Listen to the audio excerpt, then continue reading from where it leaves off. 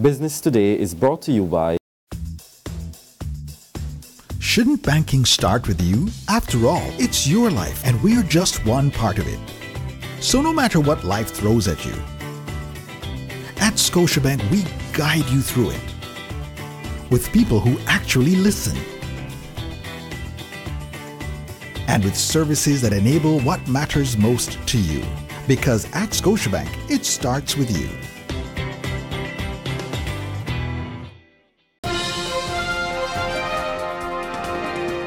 This is Business Today. I'm Marlon Madden. President of the Barbados Chamber of Commerce and Industry BCCI, Edward Clarke, is not at all pleased with the level of attention being given to the maintenance of public infrastructure. In fact, the business leader is calling on government to put an end to the ignore and rebuild culture he said it has developed over the years. Clarke was addressing the BCCI luncheon at the Lloyd Erskine Sandiford Center recently. He argued that a main part of Barbados' economic resilience was dependent on the building of sound infrastructure able to withstand natural and man-made disasters. I leave it up to you to determine what the sewage catastrophe on the south coast was, and the poor maintenance of the Bridgetown sewage plant. Both of these underscore the impact that failure of infrastructure maintenance can have on our human, social, and economic prosperity. Government must maintain what it owns. The knock-down or ignore and rebuild culture in government must be a thing of the past. We cannot afford such luxury and waste in Barbados. Clarke also called on government to move with haste to implement several pieces of legislation which he said was critical to the business community and its interaction with government. He said the BCCI was eagerly looking forward to the enactment of the Integrity in Public Life Act, stating that the implementation of such legislation was the key to improving transparency and central to good governance in Barbados. We therefore look forward to the early enactment of the Integrity Bill with full disclosure and penalties as originally envisaged, as well as the establishment of relevant institutions set to honor the provisions of that bill. In the area of procurement, I think this is one bill that we must see as soon as possible. We seek an opportunity to provide our input on the proposed procurement legislation. I know there was a bill, I think, back in February. I don't know what has happened to it since. But our members really are seeking a level playing field for all businesses in Barbados that wish to supply goods and services to the various agencies of government. FirstCaribbean International Bank will continue its thrust towards offering clients a more modern digital approach to banking.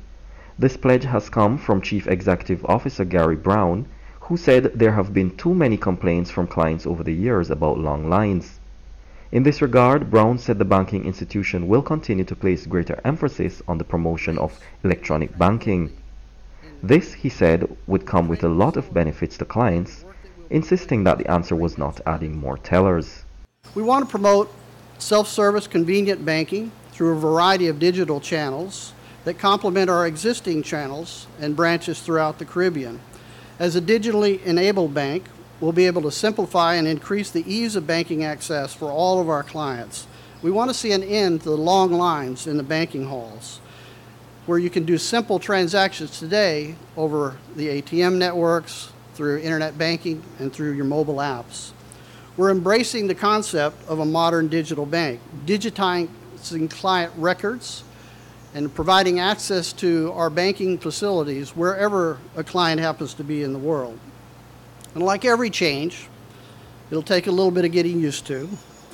Brown, who was addressing the official opening of the bank's recently renovated Warren's Great House location, said going digital also benefits the financial institution. FirstCaribbean International Bank currently operates 60 branches in over 17 countries, employing over 3,000 workers. The restored building will be used as a modern multi-purpose facility for training of employees, conference rooms, project development, and hosting of client receptions. It essentially makes us as an organization more efficient. We're able to reduce our reliance on our physical footprint in Barbados, but also across the entire Caribbean. We believe that this broadened appeal, particularly to those seeking the convenience of digital banking, is going to help us move this bank forward in the years to come. And in this historic building, all of that creativity is going to come out of here in Barbados. Now for today's financial tip. If you're paying too much in banking fees, perhaps it's time for you to change your banking account to match your banking style.